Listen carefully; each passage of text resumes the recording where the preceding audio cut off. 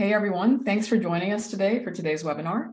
We're going to be discussing how Grady Health transformed its hospital culture to reduce nurse turnover. My name is Iman Abu Zaid. I'm an MD by background. I've been in technology for the last 10 years of my career. I'm the CEO and co-founder of Incredible Health, which is the fastest growing career marketplace for permanent healthcare workers.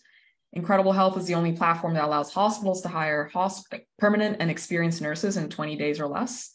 We flipped the script where hospitals apply to nurses instead of the other way around. And so joining us today is Rick Roche. He's a Chief People Officer at Grady Health System. Grady Health is one of the largest safety net health systems in the country, and it started to serve the Atlanta area in 1892. It's been named one of America's 250 best hospitals by Healthgrades in 2021. And Grady Memorial Hospital is a level 1 trauma center since 1987. Before joining Grady Health, Rick held several senior HR leadership roles in multiple organizations, including University Healthcare System, Memorial University Medical Center, and Health District of Palm Beach County. Thanks so much for being here with us today, Rick. Thank you. All right, so just a reminder to the audience, this is designed to be an interactive discussion. So if you have questions, please feel free to submit them in the chat. We're going to answer them as we go along. We're also going to have dedicated time at the end for Q&A. And so don't be shy. And we're also recording this session, and a member of the Incredible Health team will be in touch to share the recording as well. Okay, so today we're going to be covering a few topics. We're going to just do a lay of the land. So what is the state of the nurse labor market today? Rick's going to be talking through the cultural transformation that he led at Grady's. We're also going to be discussing nurse hiring and retention, and then how Incredible Health can help. And then there's going to be dedicated time for Q&A. All right, so let's just do a quick market overview. Okay, so we all operate in healthcare, which is the biggest labor sector in the country by number of workers. 1 in 8 Americans works in healthcare. However, our demand for healthcare as a country continues to increase because our population is aging. But at the same time, as a country, we haven't done the greatest job of increasing the number of healthcare workers to support that growing demand. And so healthcare also has the biggest labor shortages in the country. This problem is projected to continue to get worse. So we are on track to be 1.1 million nurses short by the end of the year. The annual acute care nurse turnover nationally is 21%, which has been an increase. That's 2% higher than it was before the pandemic. Labor as a percentage of revenue continues to increase. Right now, for publicly traded hospitals, it's at 48%. And it is increasing. And so it's not just the temporary labor costs that are increasing, but wages of permanent healthcare workers is also increasing because of the ongoing shortage. And then the average time to hire a permanent nurse position, the time to fill a permanent nurse position in an acute care setting is currently at 89 days, which is a long time. All right. So I also just want to share a little bit more data just from the Incredible Health platform. 1 in 4 nurses uses Incredible Health to manage their careers. 1 in 4 U.S. nurses. And so when they are signing up and creating a profile, we ask them, so why is it that you're leaving your job? And so by far the number one reason is they're looking to advance their careers. So that can include increasing their skills in their current specialties. It could mean they want to have a desire to cross-train to another specialty.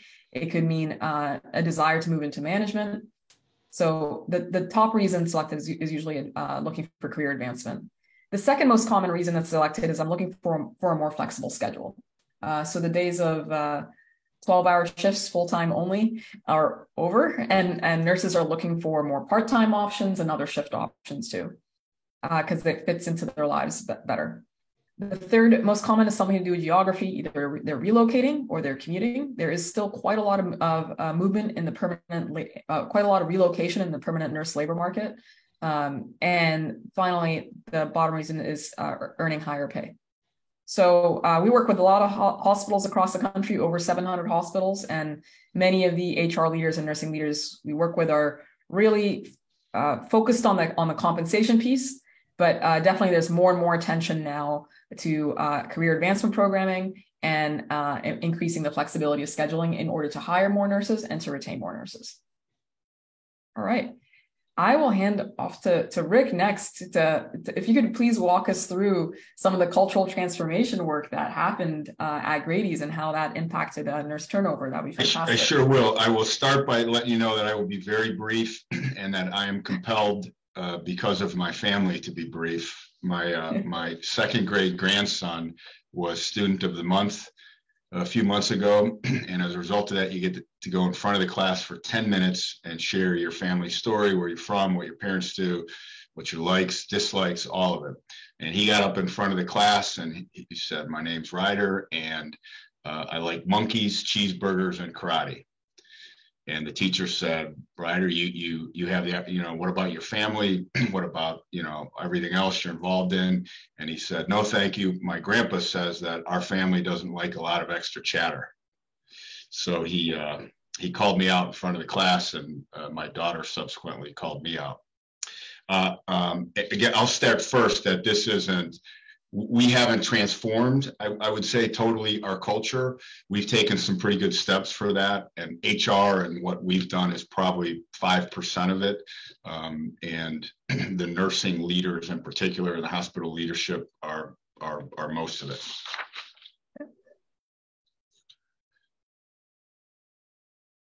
And if you want to you can go through them on the next couple slides. So his healthcare, obviously, we all see these challenges. I think most industries, they're compelled to change because they'll lose the business and they'll go out of business. And healthcare, we're not, so we're really slow to change. We're decades, centuries slow to change. Very process driven by nature. I think scientific people and how they work. Somewhere along the line, we became policy driven when it comes to people. And I think healthcare is sort of a group think. Obviously, we just spoke to the staffing challenge, and we also had that little pandemic pop up a few years ago. That's been part of the challenge. So our challenge is, you heard about Grady, been around for 130 years. We were a public county entity up till about 12 years ago. And that came with it everything you would expect from being a county facility, personnel department for HR. There's a perception, I think, in the region of Grady being a great place to go for care, particularly for trauma and ER, but maybe not the best work experience. Heard a lot that our RNs in particular would come here for 2 to 3 years to get training because they'd be busier than they would the rest of their career, and then move on to a job and a location, et cetera, that were a little bit easier. We didn't have formal tenured employment, but we had people here that it was very, very difficult to get someone to leave the organization. So employees that stayed for a long time, even if they weren't high performers. We have 1,000 beds currently, soon to be 1,200, and we are somewhere between 105 and 110 capacity, 10% capacity every single day, 7 days a week, 24 hours a day, 365 days a year. We always have 100% of the time people bordering, waiting for beds that currently don't exist in the hospital. Again, another, unique factor for us. And our location, we're in downtown Atlanta. There's tough commute for people, and we're in a high crime area. So what we did, because in particular the HR leader's not that bright, is take a relatively simple approach to it and focus exclusively just on the work experience. I think our job in HR is real simple. It's to make sure people enjoy coming to work every day. A lot of functional things have to be done as well, but that's not why we're here. So we have an HR consultant model where they are the sole practitioner for each one of their areas, their customer groups, and their sole responsibility is to improve the work experience of the employees that work in that area every day. That's their job. And then we built HR and really leadership around trust and accountability. All those places that are best place to work, Google, et cetera, all of them trust their employees and then hold their employees accountable. The most important thing we do, and I think it is part of our vernacular every day, is that we say to work here and to be retained here, you have to have two skills. You have to demonstrate the ability to be a great colleague, and you have to demonstrate a great service acumen.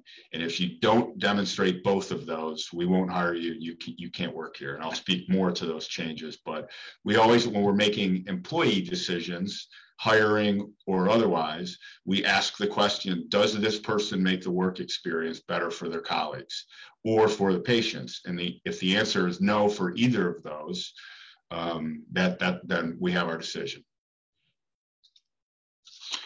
So a few things we did on the HR side, changed performance appraisals. We've been chasing that in healthcare for I don't know how long. Went from I think 18 pages to now we have just one page. And basically we ask about what kind of colleague they are and what their service acumen is. We ask one question about their job, and that is that they're competent. We disassociated pay from the performance evaluations and got rid of that merit system, which we all do in healthcare and have been doing for 100 years. And it creates inequity and doesn't really push performance. We've simplified our compensation models. Again, I think in healthcare, we probably all have almost the same compensation model for employees.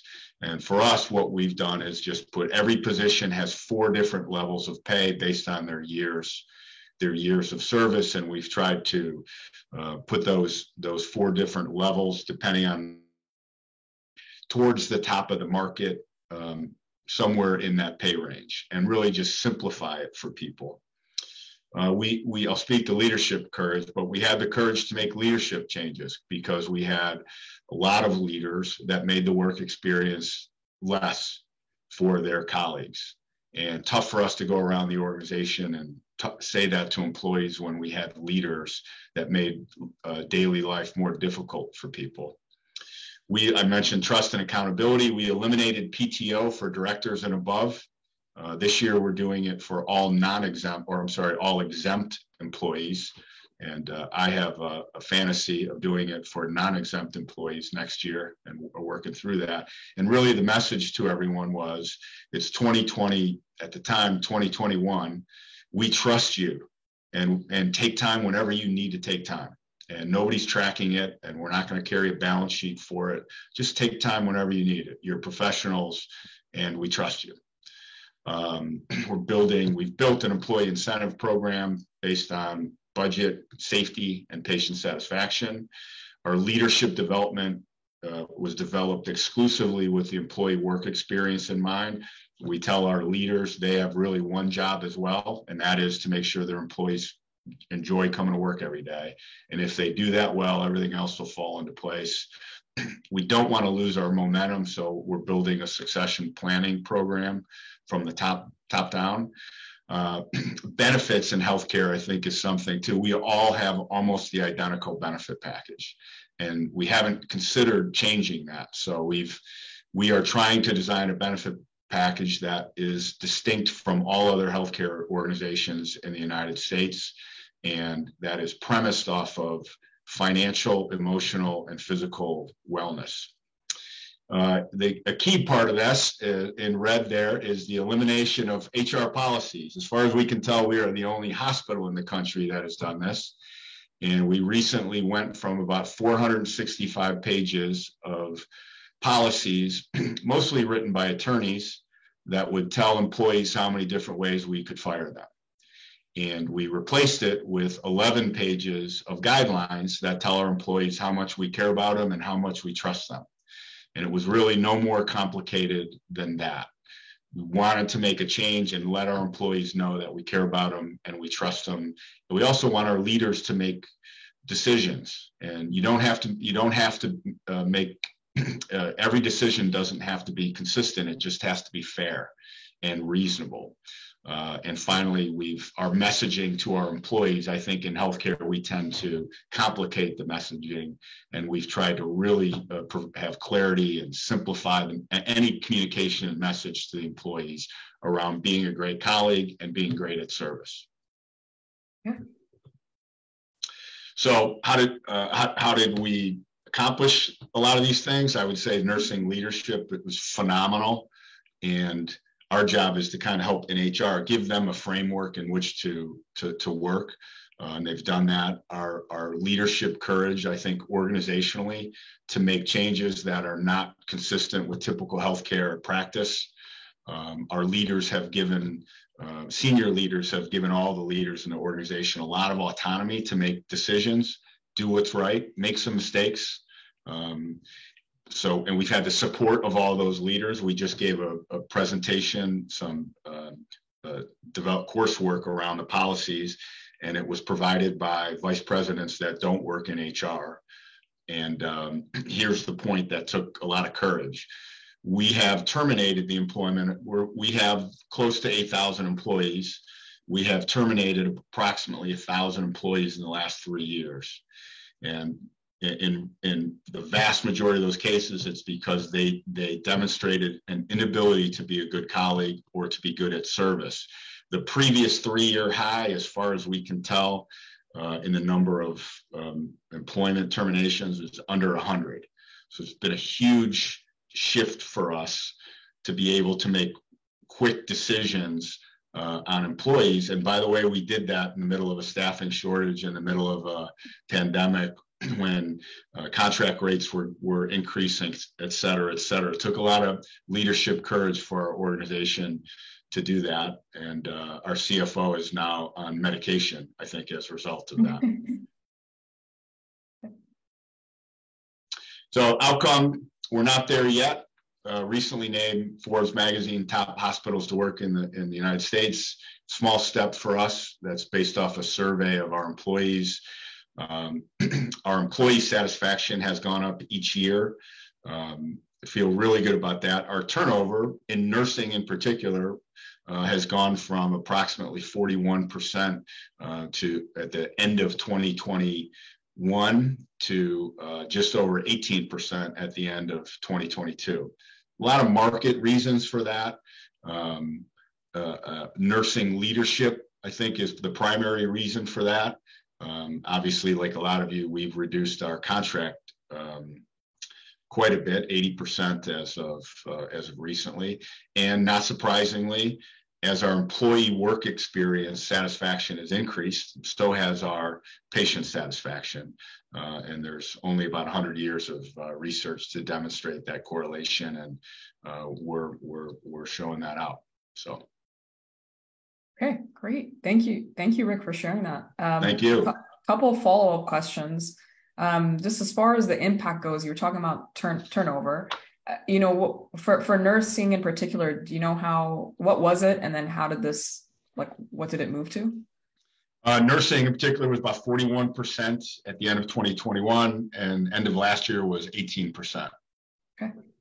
And I think historically Grady has a high, I think in the last several years, we've probably averaged in the 30s across the organization, and most of that's been cut in half at this point. Okay.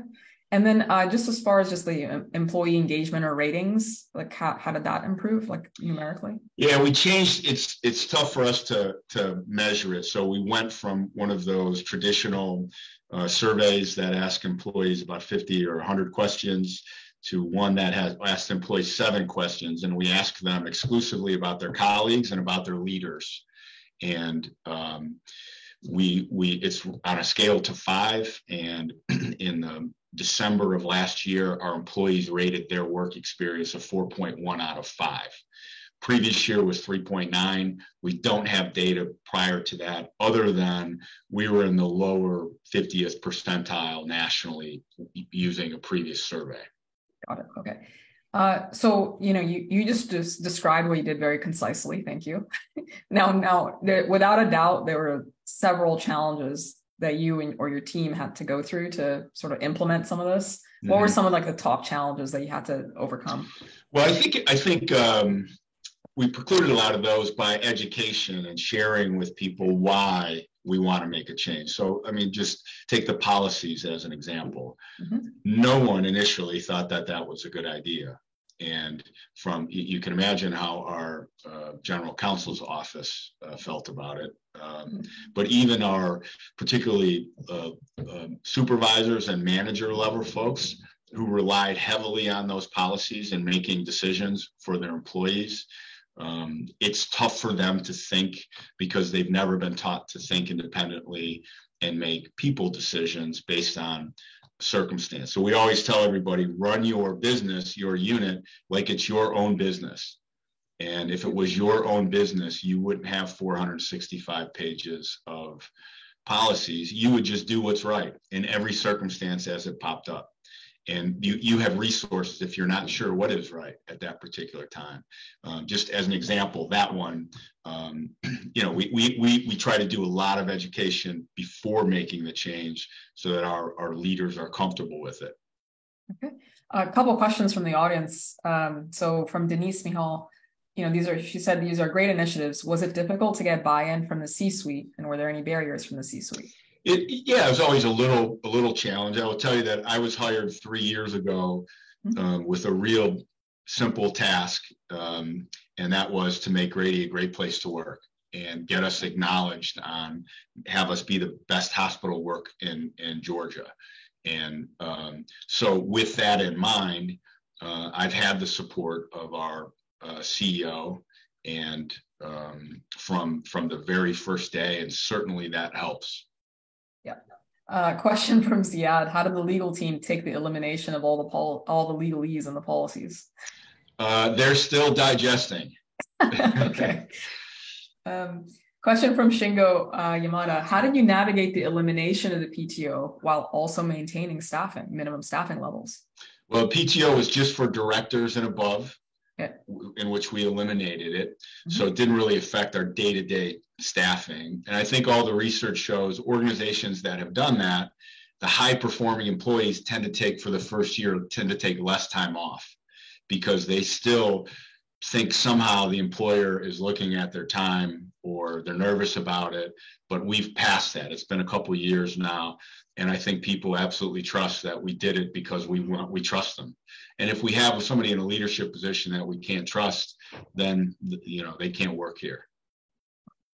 And then can you provide this is a question from Lori Winslow. Can you provide more insight on your employee incentive program? Yeah, I think again, simplicity and clarity. We built it into the budget. So the budget is the trigger. And then real simply, patient safety and patient satisfaction. If we meet our organizational goals, then every employee in the organization can receive a lump sum bonus every 6 months. Okay. Just another way to tie them in to the things that are important to us as an organization. And then another question from Denise, and then I think the rest of the time we're going to really talk about nurse hiring and retention as well. But Denise asked, can you tell us more about the change in contract labor? That's a huge reduction that you showed in nursing contract labor. I think some of that is the industry is seeing that. So certainly some of it we can't take any credit for. It's the market dynamics that are changing with contract staff. Our reduction, I think, the market changes coincided with our turnover reducing significantly in nursing. Also coincided with our new approach to compensation for nurses that put our nurses at or near the top of the market. We think we're more difficult, or it takes a little bit more to work at Grady than some of the local regional community hospitals, so they should be compensated accordingly. So all those things happened at once, and the outcome of that was reduced contract. And we were really forcing it and trying to manage the contract staff as well. Got it. Okay. So when we talk about the topic of nursing turnover, I shared just nationally what we're seeing in terms of the top reasons why nurses are leaving earlier. But from your perspective at Grady, like what do you think are the biggest factors that contribute to the turnover? I mean, it's certainly gotten better. You said it went from 40% down to 20%, but what's driving that turnover? I think historically it hasn't been a great place to work. For me, it's really not that complicated. If your hospital or your organization or your unit and you really love coming to work every day, you're much less likely to leave. There's always going to be some factor, dollars, et cetera, pandemic. But if it's a better place to work and people enjoy coming to work with their colleagues and their leader, they're more likely to stay. And that's really been our simple approach to it. And I think that's certainly a contributing factor to why our turnover has gone down so significantly than what it was the last several years. Okay.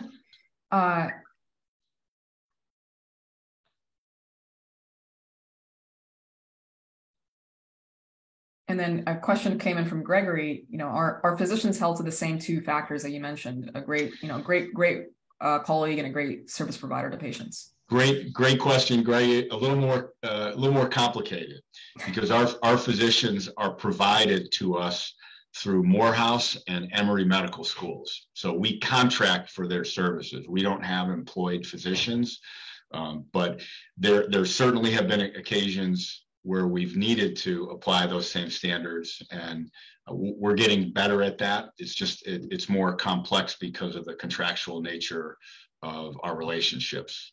But obviously, physicians affect we've let them know the expectations.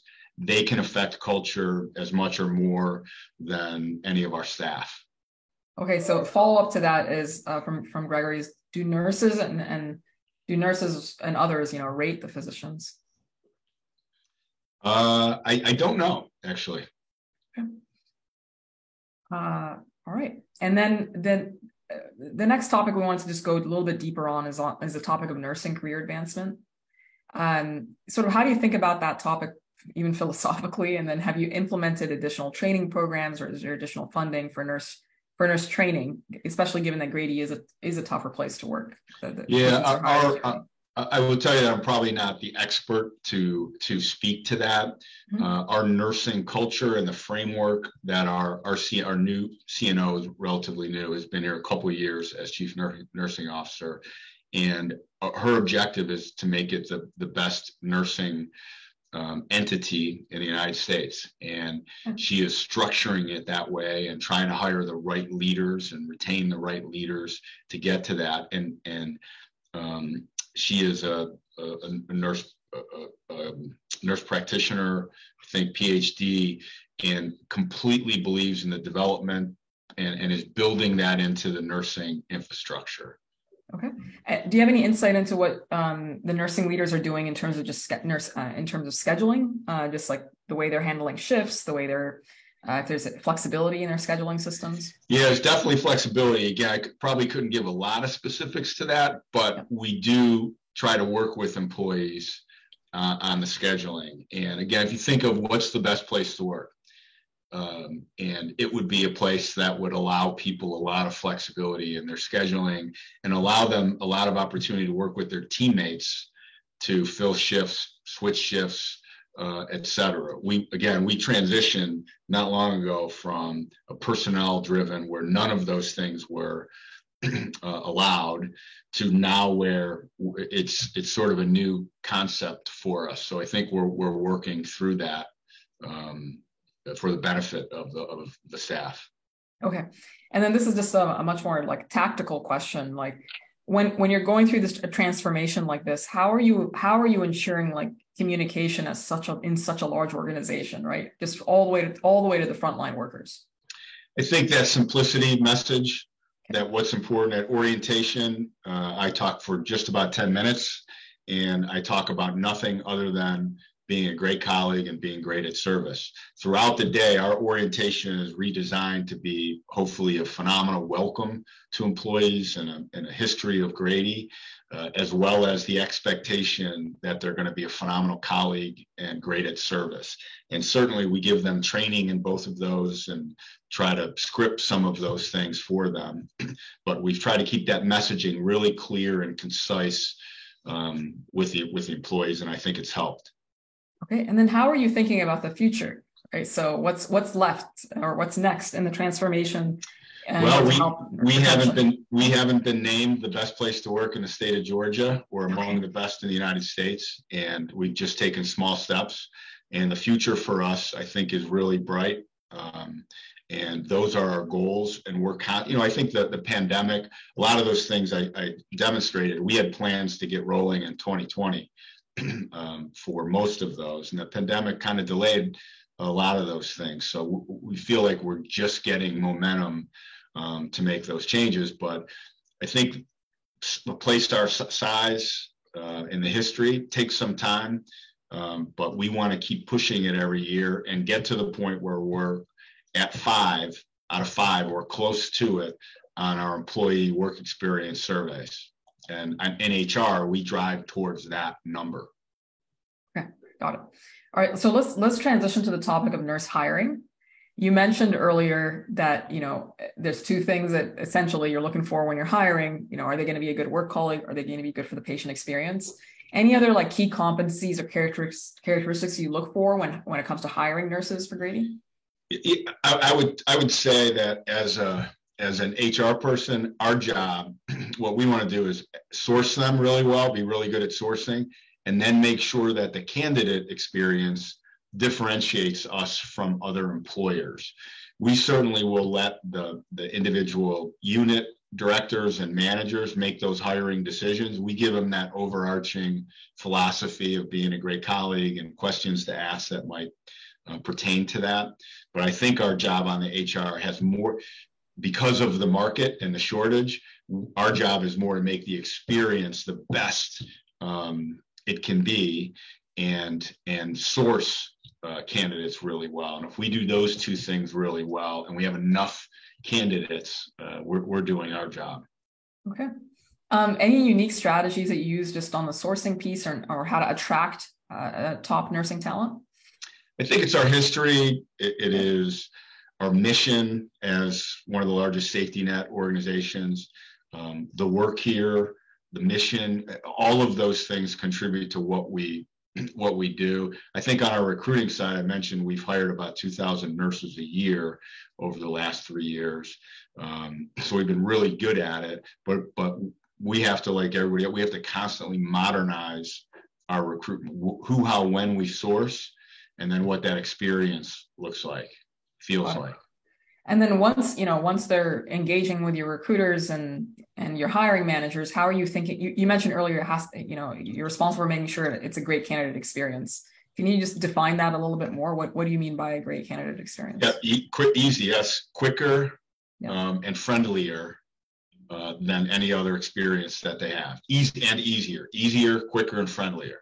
So if our process from the time we make contact with a potential candidate, we want that process to be easier, quicker, and friendlier than any other hospital that they may demonstrate an interest in. Okay. We are constantly pursuing those three things. Yeah. Anything that you've sort of implemented tactically to address those three things? No, not yet. We still have a lot of work to do, I think, system-wise and process-wise, and sort of wipe the slate clean. I don't think applications are necessary. Another thing, my attorney friends would have an increase in blood pressure. They're just not necessary, and we're working towards all of those kind of things to be non-healthcare like in our recruitment process. Yeah, absolutely. I mean, we agree with you on that. Yeah. And then how are you thinking about the ratio of hiring experienced nurses versus brand new nurses? Yeah, I think we have to adapt to hiring more new nurses.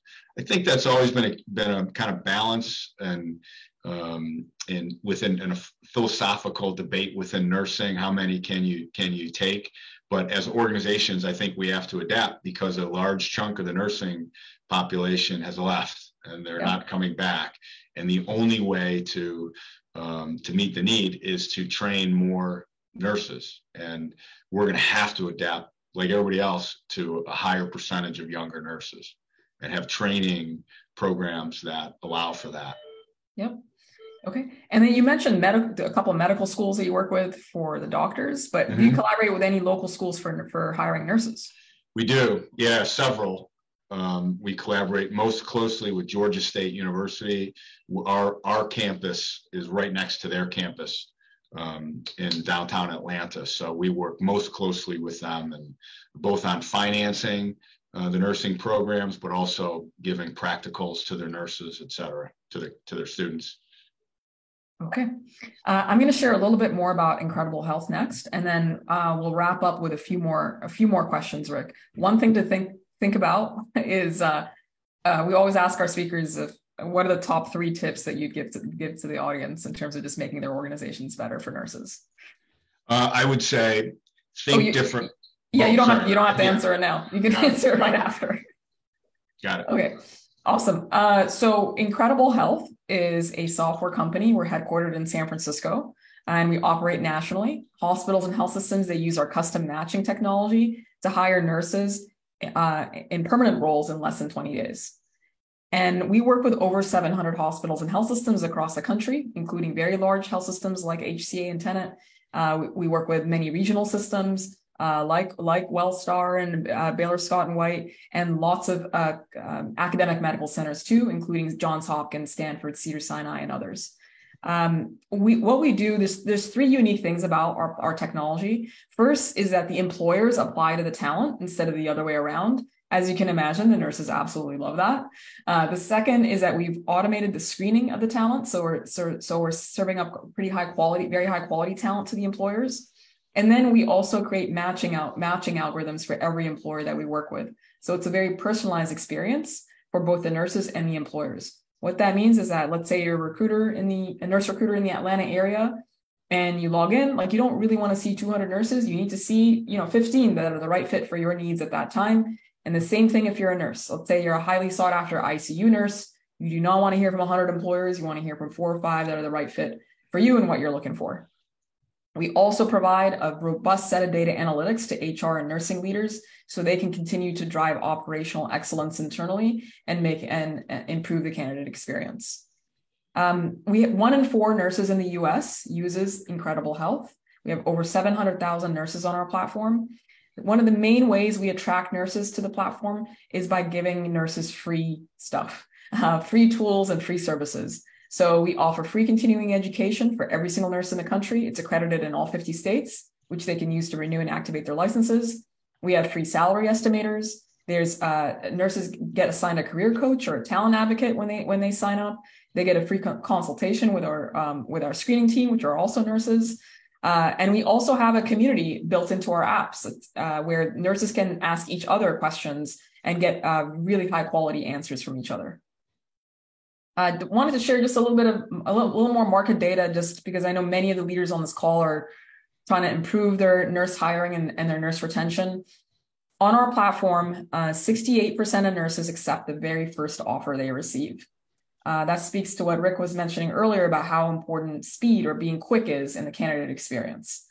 This is a highly, highly competitive market. Every single US city is a highly competitive market for nurses. There's no exceptions. And so really being fast and making it easy does have a massive impact. I think it is the #1 impact on your success in hiring nurses. In fact, 61% of nurses accept the very first offer, even if the second or third offer has higher compensation. So again, that just speaks to the speed and the fact that nurses are usually working full-time, working a lot, overtime, in fact, when they are doing their job search. So they value speed and ease. This is just a quick case study from a team in the LA area. And so for this team, we were able to accelerate the speed by 50%. So their days to fill before using Incredible Health was at 66 days, and we got it down to 19 days. These are the different steps in the hiring process. And where we have the biggest impact is on time to source, really just reducing that from 44 days down to 3 days. And so we did remove a few days off the other steps in the process with things like automating the interview scheduling, sharing the best practices for how to drive excellent nurse hiring. And so the impact is reducing the days to fill. And that meant for the hospital or health system, they were able to reduce their temporary labor expenses because they're hiring permanent nurses faster. We also track retention carefully. And so we see that retention is about 15% higher for nurses hired from the Incredible Health platform compared to the hospital's baseline. The reason for that is because a nurse was able to consider multiple opportunities before selecting that hospital. So it's a very well thought out job search as opposed to just taking the first thing they could get. This is just how the process works just overall at a high level.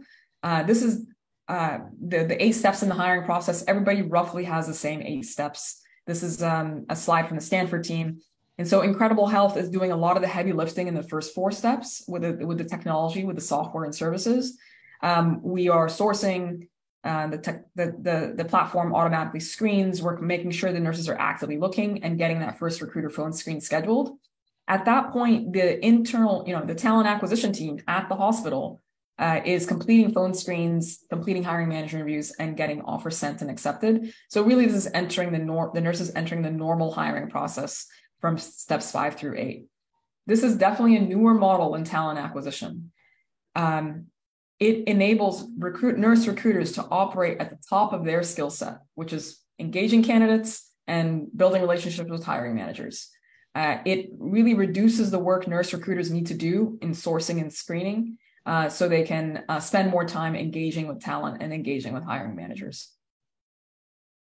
All right, so I think there's a few more questions that have been submitted that we definitely want to get through as well. And if there are other questions that the audience has even after the webinar is over, please feel free to send them to questions@incrediblehealth.com. Either we will get them answered, or we'll send some to Rick to get answered too.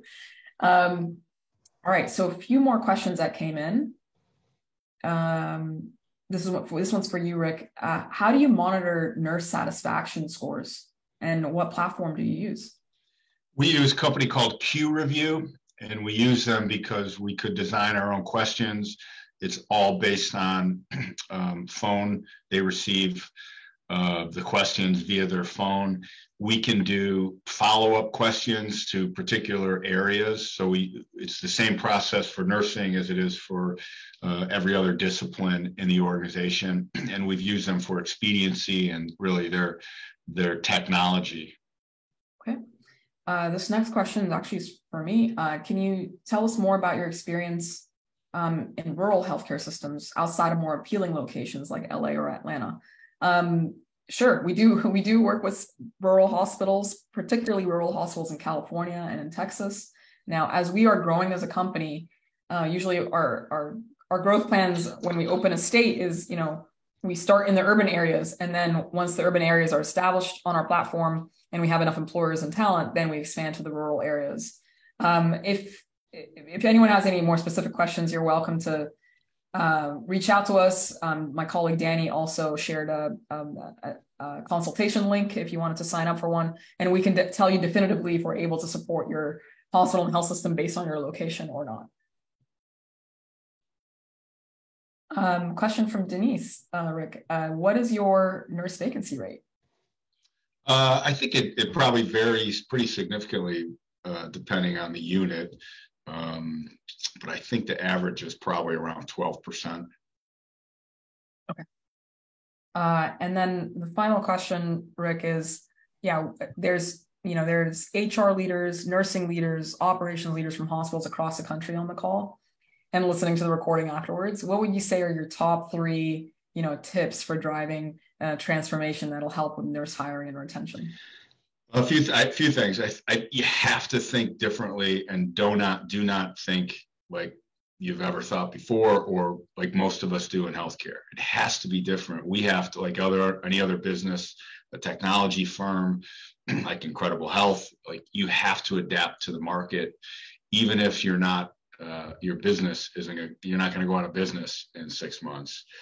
I would localize. I think it's important when people talk about culture, it's sort of like global warming, and the employees don't know what that is. So we've tried to localize culture, work experience.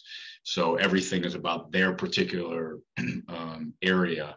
And then finally, I would say, think of it in terms of distinguishing your